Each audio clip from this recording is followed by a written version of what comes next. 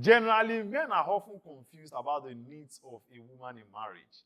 And I often tell them, if you are financially poor, don't be poor in these 7 things.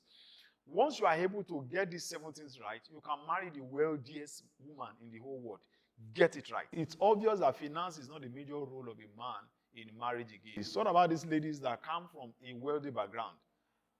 Finance is not their issue. They have money. So what do they need from a man again? Here are 7 things that when you have them, you are the most wealthiest man in the whole world when it comes to marriage. The first thing is this: a woman needs empathy. Empathy is the ability to understand and share her feelings, understanding her point of view. You always have different point of view. But at times, once you have seared your mind that you are not going to listen, that you are on the right side, you'll be able to empathize with her. So at times, there's a need to see things from her own point of view. If she says that she doesn't like it, don't say she must like it. Empathy. Number 2 is listening, not only hearing. Listening. When you listen, you cultivate the habit of listening to a woman very well. You will understand her feelings. You'll be able to hear the unspoken words. It's one of the things that makes you a mature man. There are certain things that she won't say. In fact, a woman can be talking left and she means right. It is your ability to listen. When you figure out what the issue is, that's when you'll be able to solve the issue. Number 3 is a non-violent communication. I don't know, God will help this generation. Some of these are guys. They are filled with vulgar words. It is now common now to use negative words to communicate intentions, which is contrary to one of the pillars of marriage. When you are correcting a lady, you face the correction, you face the habit, you don't face her. You don't talk rudely to a woman, you don't talk her down, you don't send wrong abusive words to her father or to her mother. When you have this maturity, you are very wealthy. Now, number 4 is validation.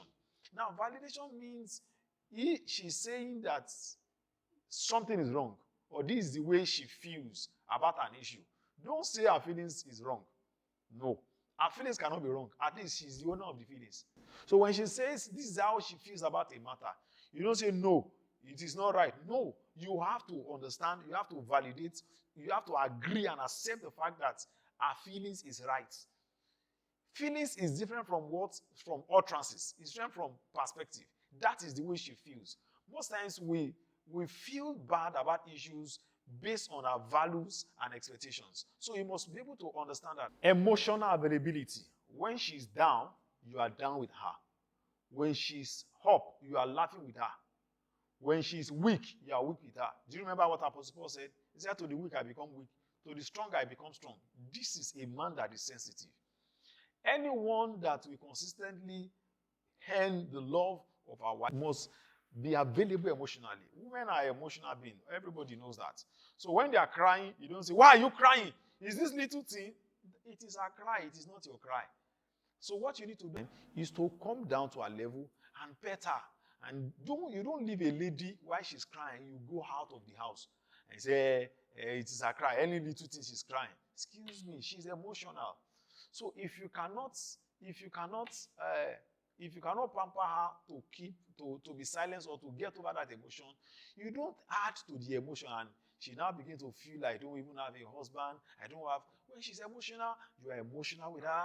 You come down to her level. When she's happy, when she's laughing, you laugh with her. Number 5, non-violent communication skills. Some of us need to learn that. There are some of us that in our family, we are used to shouting. Any small thing, shouting. Any small thing, shouting. It has become a normal thing. There are some of us in our family, we are used to cursing. Any small thing, you curse. You abuse. In fact, negative words is a way that you relate with each other. Please, as you are stepping into marriage, that person I want to marry, they may have good use of words. They may be raised in an environment that they are sensitive to words. They don't just use foul languages. Please, you need to change. The last one is respect. Sincerely. You have to respect your wife for who she is. Respect what she represents. Do you know that she's representing a whole generation? She's the gift, one of the gifts that our parents left to this world. That same lady is a girl that somebody believed so much right from when she was young. She was sent to school or to go and learn a trade, and she had built momentum, she had built character, she had built understanding, and net worth. Now coming to your house, you now see her as a person to disrespect. The same person that somebody is respecting outside. You have to respect your wife. When you have these 7 things, I bet you are wealthy. Even if you don't have money. Financial poverty is just one of the poverty.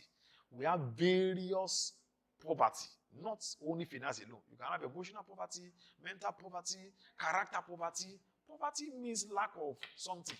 So when you have the 7 things, I bet you your marriage will be strong in the Lord, will be strong physically, will be all 360 degrees strong. You don't have problem. If you marry the most wealthiest woman in this world,